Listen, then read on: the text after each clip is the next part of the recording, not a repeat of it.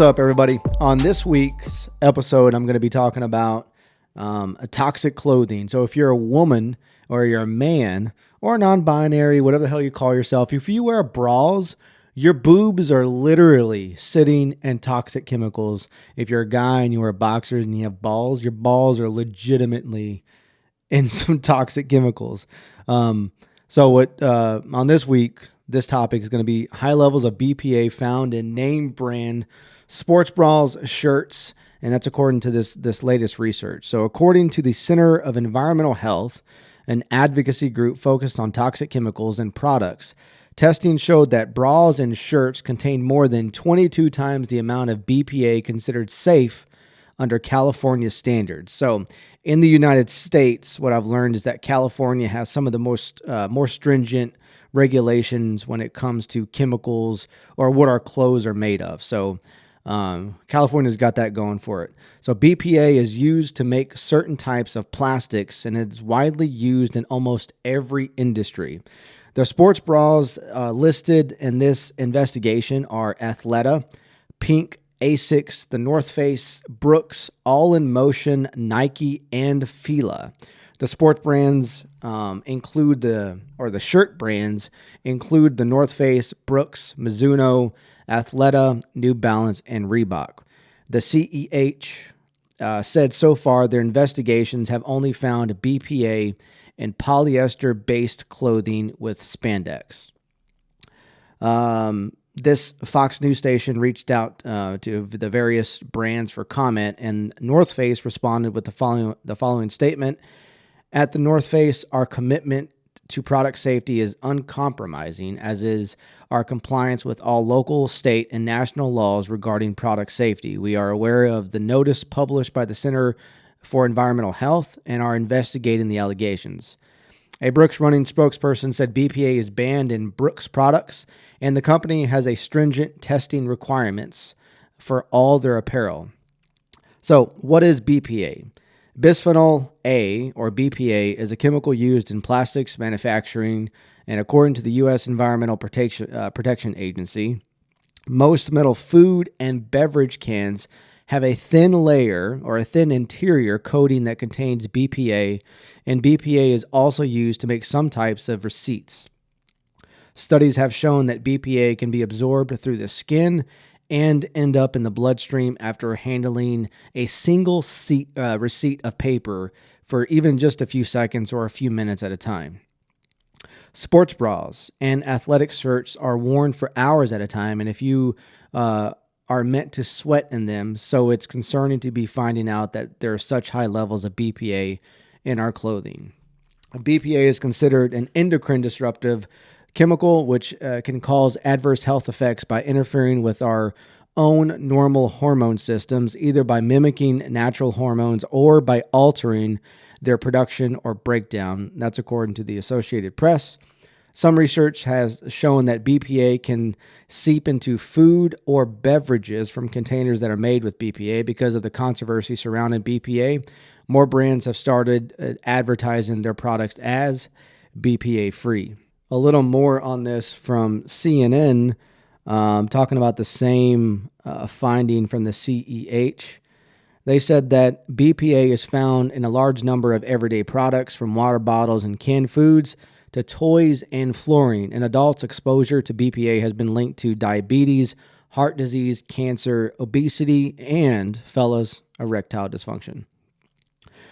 Premature death was also associated with BPA exposure. A 2020 study found more recently, BPA has also been linked to asthma in school-aged girls. Let's see, this quote, people are exposed to BPA through ingestion from eating food or drinking water from containers that have leached BPA, or by absorption through skin. That's from Kayla Allen Sugarman, CEH Illegal Toxic Threats Program Director. Studies have shown that BPA can be absorbed through the skin and end up in the bloodstream after handling a receipt of paper. I already talked about that. Ladies, if you are a fan of Shein, Shein is also mentioned. Clothes sold by the fast fashion giant Shein contains hazardous chemicals breaching EU regulations. So looking into this a little bit, EU regulations are a little bit more stringent and regulated compared to the United States. Shein is the largest online-only retailer in the world, producing between 35,000 and 100,000 new garments every single day. But these cheap clothes can be toxic, and this is coming from the Greenpeace Germany. The campaign group analyzed 47 Shein products and found that 15% contained hazardous chemicals, at least that breach EU regulatory limits. These chemicals threaten the health of consumers and ecosystems, the report says. Greenpeace Germany's findings show that the use of hazardous chemicals underpins Shein's ultra fashion's business model, which is the opposite of being future-proof, warned Viola. Not going to say that last name. She's with the Toxics and Circular Economy campaign with Greenpeace Germany. She says that Shein products contain hazardous chemicals, are flooding European markets, and even breaking regulations, which are not being enforced by authorities. All right, so what chemicals do Shein clothes contain? Greenpeace analyzed the chemicals composition of 47 Shein products for men, women, and children. It claims that 15 contained concerning levels of potentially hazard chemicals, while 7 contained levels high enough to breach regulations. 5 of the products broke limits by 100% or more. The findings indicated very high levels of phthalates in shoes, formaldehyde in baby girls' dresses, the report found. Chemicals released into the air and wastewater throughout the supply chain pose a threat to human and ecosystem health too. They also prevent clothes from being properly recycled, contributing to the vast global fashion waste problem. And if you happen to care anything about sustainability, the fashion industry is responsible, according to Euronews.green, for more than 10% of carbon emissions and consumes approximately 100 million tons of oil every year. Every second, a truckload of textiles ends up in a landfill or is incinerated. I'm not sure if this is only in the EU or counting the United States, but carbon emissions, let's see, it says responsible for more than 10% of carbon emissions and consumes approximately every year. I don't know. It's not real specific. So not sure if that my assumption is this is based in EU data. Companies like Shein stand to profit from this cycle of constant consumption. Earlier this year, an analysis revealed that 70% of products on sales on Shein's website were less than 3 months old. Despite the urgent need to decarbonize, demand for cheap items isn't slowing. The average consumer throws away 60% of new clothes in the same year that they were bought or purchased. I found this while doing some research too on plastics in food containers. This is from the Coca-Cola website, and it's an article from Coke. It says, it's titled, "Do Coca-Cola Cans and Bottles Contain BPA?" Bisphenol A, BPA, is a chemical used in thousands of materials, including some plastics.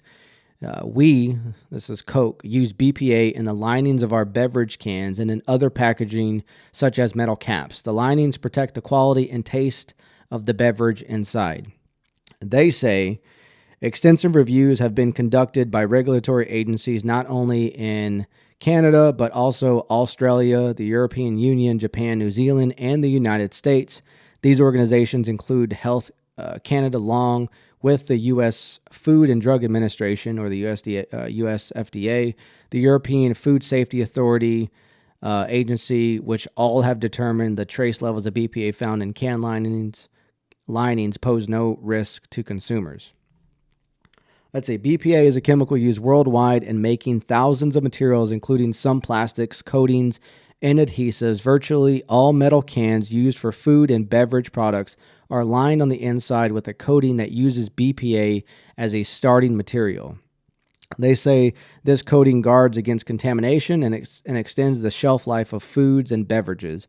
BPA is also used in the manufacturing of shatter-resistant bottles, medical devices, including dental sealants, sports safety equipment, and compact disc covers. It also has been used for more than 50 years. Are your products safe to consume if they are in aluminum cans with liners containing BPA?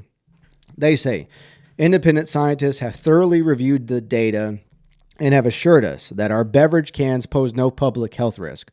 Our own scientists have also reviewed the data and are confident about our packaging safety. In addition, the scientific body of evidence has been reviewed independently by several government regulators throughout the world.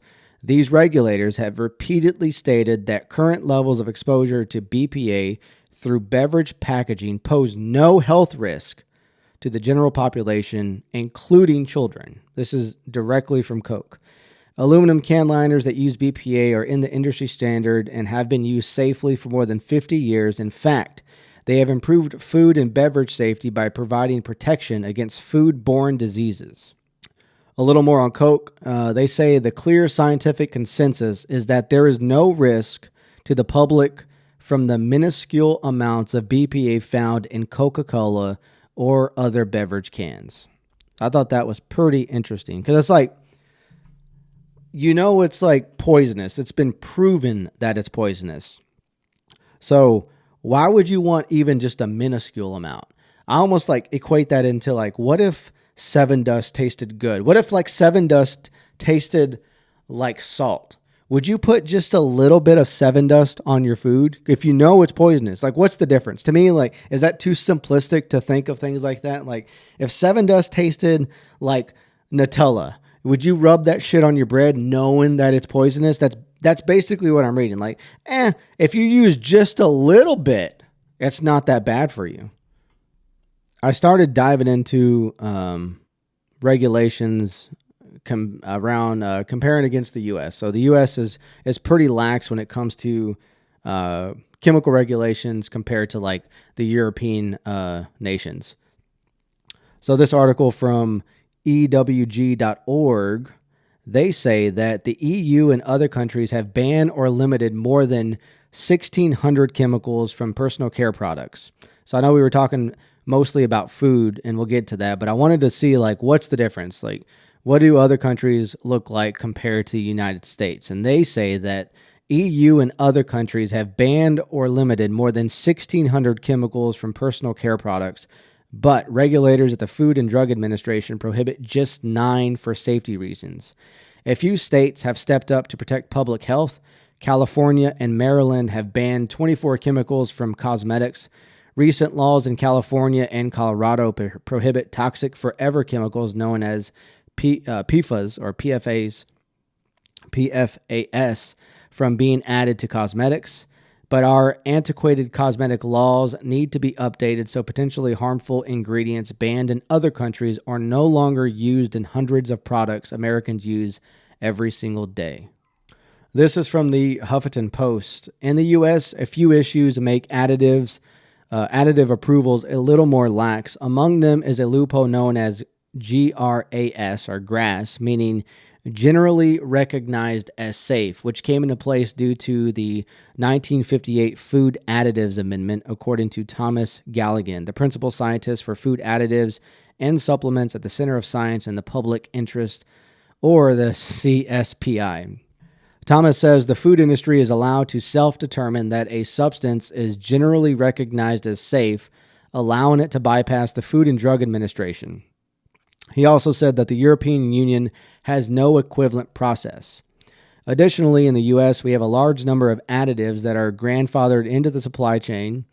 An associate professor of pediatrics says that this means that some of the chemicals allowed in our food have not actually been reviewed for quite some time. Europe, on the other hand, somewhat recently conducted a safety review on all additives in use.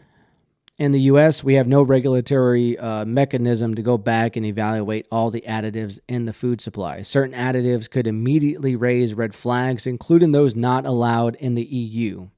So this article in the Huffington Post lists a number of additives or chemicals that are banned in other countries, but still legal to be added and sold here in America. So one of those is titanium dioxide. The European Food Safety Authority banned this ingredient last year because of concerns about potential connections to cancer, but the FDA has not taken any action on titanium dioxide following the EFSA assessment.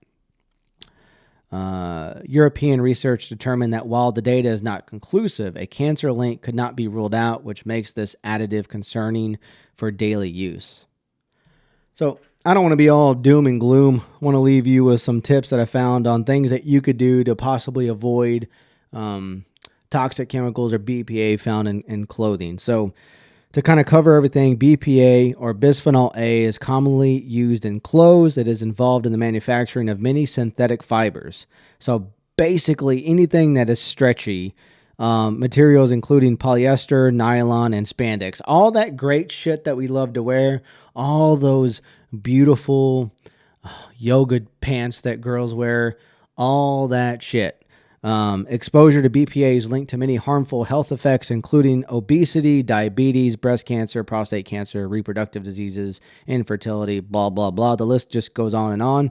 In 2016, researchers found high levels of BPA in textiles and infant clothing.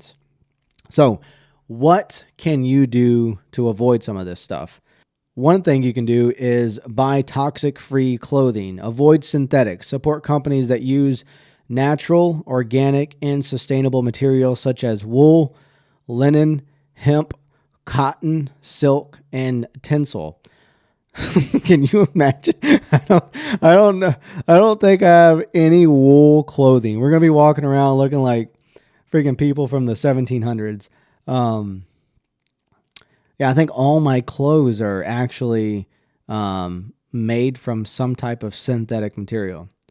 They say you can wash new clothes before use and avoid cheap and fast fashion. Research brands and manufacturing processes. Watch out for BPA, phthalates, PFCs, PFAs, and you can get tested. It can be very difficult to tell if your clothes contain toxic chemicals, but you can learn your chemical exposures by using this website, Million Marker Test Kit, to learn what's inside. So, as a consumer, stay knowledgeable, do your investigating. Hope you like this podcast. Let me know what you want to hear. Subscribe, follow me on Insta. More to come. Love you. Bye.